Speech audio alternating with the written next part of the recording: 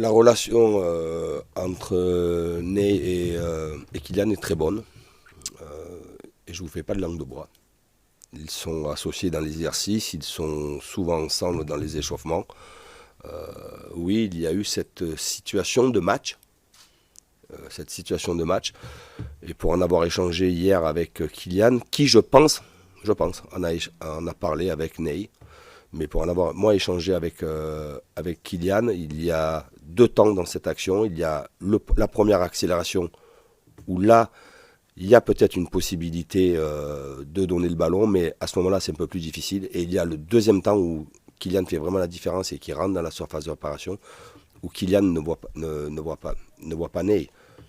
Après, évidemment, quand on voit les images, tout paraît simple.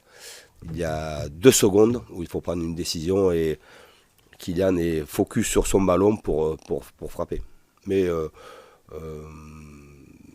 je suis convaincu que Kylian va faire encore des passes décisives, fera des passes décisives à Ney, comme Ney évidemment est capable de faire des passes décisives à Kylian. Et je n'ai rien ressenti depuis le match de négatif par rapport à cette action de jeu.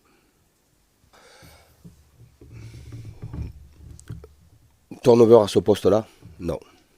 Me concernant, je ne suis pas ce genre d'entraîneur à faire un turnover au poste de gardien. On oublie souvent que Didio est un jeune gardien quand même s'il joue depuis un certain moment. Et on oublie souvent, du moins évidemment qu'on a relevé une mauvaise appréciation d'une trajectoire sur un corner qui a une incidence évidemment importante puisque c'est un but. Mais je préfère aussi retenir les 2 arrêts décisifs. Et il a 2 gros arrêts décisifs à faire. Et là, il a été très présent. Alors évidemment que j'en ai parlé avec lui et que je souhaite moi avoir toujours un gardien qui sorte sur les coups de pied arrêtés, qui ait beaucoup de présence dans le domaine aérien. Il a le physique, il a la qualité technique, il a le jump. Et je ne veux pas que ça le freine, je ne veux pas que cette erreur d'appréciation sur ce corner le freine sur ce que je veux voir de Didio. Voilà.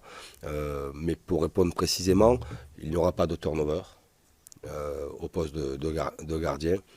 Et ensuite, je veux aussi relever les 2 parades qu'il fait qui font qu'il fait 2 arrêts décisifs très difficiles. Ils sont déjà heureux d'être là. Ils avaient le souhait de venir nous rejoindre et depuis un certain temps. Concernant, je démarre par Carlos Soler qui lui a du rythme. Il a fait une préparation normale.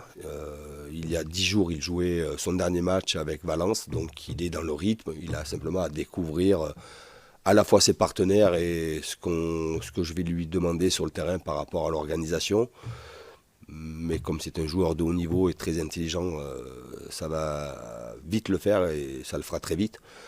Concernant Fabian, lui a eu finalement une préparation très contrariée puisqu'il a très peu joué et les dernières semaines, puisque on pensait qu'il allait venir nous rejoindre plus rapidement. Les dernières semaines, il avait souhaité ne pas démarrer le championnat avec son ancien club et de ce fait-là, il s'est entraîné à part pendant 15-20 jours. Donc il y a un peu de retard au niveau du rythme puisqu'il est sorti du groupe pendant 15-20 jours et qu'il s'est entraîné quasiment seul.